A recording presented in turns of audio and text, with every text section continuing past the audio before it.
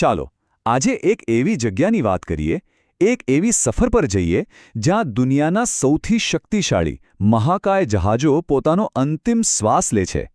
પણ ત્યાં માત્ર અંત નથી, એક નવી શરૂઆત પણ છે. જ્યાં મહાકાય જહાજો પણ મોતને ભેટે છે. આ વાક્ય સાંભળીને જ કંઈક અલગ લાગે નહીં? આ કોઈ કવિતા નથી, આ તો ભારતના ગુજરાત રાજ્યના દરિયાકિનારે આવેલી એક એવી જગ્યાનું વર્ણન છે જ્યાં ખરેખર સમુદ્ર પર રાજ કરનારા દૈત્યો પણ અંતે નમી જાય છે. તો પછી સવાલ એ થાય કે આખરે આ જગ્યા છે કઈ?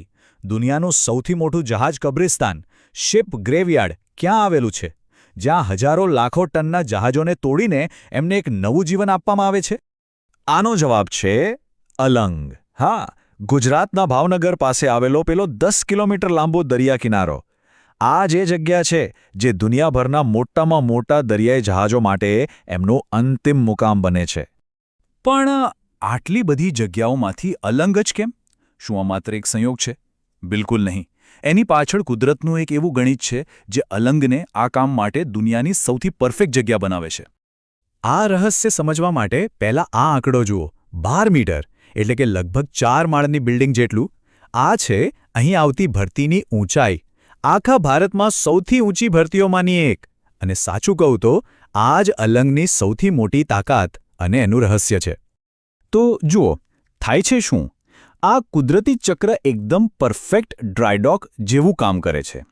જ્યારે જોરદાર ભરતી આવે ત્યારે જહાજને પૂરેપૂરી સ્પીડથી કિનારા પર ચડાવી દેવામાં આવે છે. અને પછી ભરતી ઉતરે એટલે પાણી પાછું જતું રહે અને જહાજ એ તો કિનારા પર એકદમ સૂકી રેતીમાં ફસાઈ જાય છે. બસ કોઈ મોંઘા ઇન્ફ્રાસ્ટ્રક્ચરની જરૂર જ નહીં, સીધું કામ શરૂ. ચાલો તો, જહાજ કિનારે આવી ગયું. હવે શરૂ થાય છે આ લોખંડના દૈત્યોને તોડવાની અસલી પ્રક્રિયા.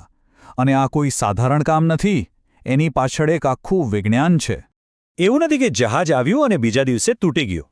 ના, એક જહાજને પૂરેપૂરું તોડતા લગભગ 3 થી 8 મહિના જેટલો સમય લાગી જાય છે. બધો આધાર એના કદ અને એની બનાવટ પર હોય છે. આખી પ્રોસેસને આપણે મોટા ભાગે 4 તબક્કામાં વહેંચી શકીએ. પહેલું તો બીચિંગ એટલે કે જહાજને કિનારે ચડાવવું. પછી આવે નિરીક્ષણ, જ્યાં અધિકારીઓ બધું ચેક કરે. ત્રીજો અને સૌથી અગત્યનો તબક્કો છે સફાઈ, જેમાં તેલ અને બીજા જોખમી પદાર્થો કાઢવામાં આવે છે. અને છેલ્લે શરૂ થાય છે કટિંગ.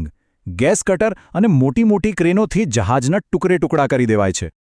તો આપણે આને કબ્રસ્તાન તો કહીએ છીએ, પણ હકીકતમાં આ જગ્યા ભારતીય અર્થતંત્ર માટે એક સોનાની ખાણ જેવી છે. ચાલો સમજીએ કેવી રીતે. જો અલંગ છે ને, એ દેશના સેકન્ડરી સ્ટીલ માર્કેટનું હૃદય છે. એટલે કે અહીંથી જે સ્ટીલ મળે છે એ રીસાયકલ થયેલું છે. આ સ્ટીલ નવું બનાવવા કરતાં ઘણું સસ્તું પડે છે અને એમાં ઊર્જા પણ ઓછી વપરાય છે. બાંધકામથી લઈને બધી જ ઇન્ડસ્ટ્રી માટે આ એક મોટો ફાયદો છે. અને વાત ખાલી સ્ટીલની નથી, વાત છે લોકોની. લગભગ 50,000 લોકો. આટલા લોકોને તો અહીં સીધી રોજગારી મળે છે. આ તો ખાલી સીધો આંકડો છે. આની સાથે જોડાયેલા ટ્રાન્સપોર્ટ, નાના મોટા ઉદ્યોગો, એ બધો ગણીએ તો આ આંકડો લાખોમાં પહોંચી જાય. એટલે કે હજારો પરિવારોના ઘર અલંગને કારણે ચાલે છે. અને હા, અલંગનું બજાર એ તો જાણે અલીબાબાની ગુફા છે. તમને ત્યાં શું ન મળે? ક્રૂઝ લાઇનરનું લક્ઝરી ફર્નિચર, મોટા મોટા જનરેટર, કિચનનો સામાન, લાઇફબોટ, જૂના નકશા, બધું જ. પેલી કહેવત છે ને કે 100થી લઈને જહાજ સુધી બધું મળે, એ અહીં સાચી પડે છે. પણ આ બધી ચમકદમકની પાછળ એક કાળી બાજુ પણ હતી. આટલી મોટી ઇન્ડસ્ટ્રીની એક કિંમત ચૂકવવી પડે. અને એ કિંમત હતી પર્યાવરણ અને કામદારોની સુરક્ષા, જેને લઈને ઘણા ગંભીર સવાલો પણ ઊભા થયા. અલંગના જાણે 2 ચહેરા છે, એક જૂનો અને એક નવો. પહેલાં અહીં પ્રદૂષણ અને અકસ્માતો સામાન્ય હતા. કોઈ ખાસ નિયમો નહોતા. પણ હવે પરિસ્થિતિ બદલાઈ છે. હવે અહીં વેસ્ટ મેનેજમેન્ટની વ્યવસ્થા છે. કામદારો માટે સેફટીના સાધનો ફરજિયાત છે. અને એમને ટ્રેનિંગ પણ આપવામાં આવે છે. આ એક મોટો અને સારો બદલાવ છે. અને આ બદલાવ પાછળ એક મોટું કારણ છે હોંગકોંગ કન્વેન્શન.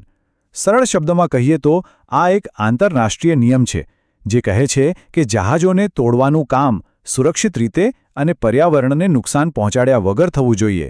આના કારણે જ અલંગને સુધરવાની પ્રેરણા મળી. તો સવાલ એ છે કે આટલા બધા સુધારા પછી આ નવું ગ્રીન અલંગ દુનિયાના બજારમાં ક્યાં ઊભું છે? એની સ્પર્ધા કોની સાથે છે?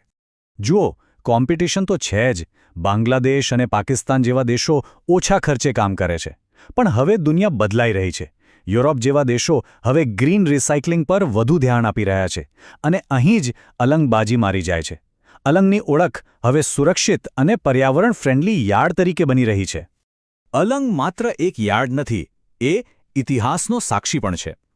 ભારતીય નૌસેનાનું ગૌરવ આઈએનએસ વિરાટ હોય કે પછી દુનિયાનું અત્યાર સુધીનું સૌથી મોટું જહાજ નોક નેવિસ, આવા તો કેટલાય ઐતિહાસિક જહાજોએ અહીં જ પોતાનો અંતિમ સફર પૂરો કર્યો છે. દરેક જહાજ પોતાની સાથે આખો ઇતિહાસ લઈને અહીં આવે છે. તો ક્લેજ તો કહેવાય છે કે અલંગ એક એવી જગ્યા છે જ્યાં અંત અને આરંભ એક સાથે જોવા મળે છે. અહીં એક ભવ્ય જહાજનો અંત થાય છે, પણ એનું લોખંડ નવી ઇમારતો, નવા પુલો અને નવી ગાડીઓમાં પુનર્જન્મ લે છે. એકનો અંત, બીજાની શરૂઆત. તો અલંગ માત્ર એક શિપયાર્ડ નથી, એનાથી ઘણું વધારે છે. એક મોડલ છે જે શીખવે છે કે કેવી રીતે અંતને આરંભમાં ફેરવી શકાય છે. તો વિચારવા જેવો પ્રશ્ન એ છે કે શું નવીનીકરણનું, રિસાયકલિંગનું આ મોડલ આવનારા સમયમાં બીજા ઉદ્યોગો માટે પણ એક રસ્તો બતાવી શકે છે?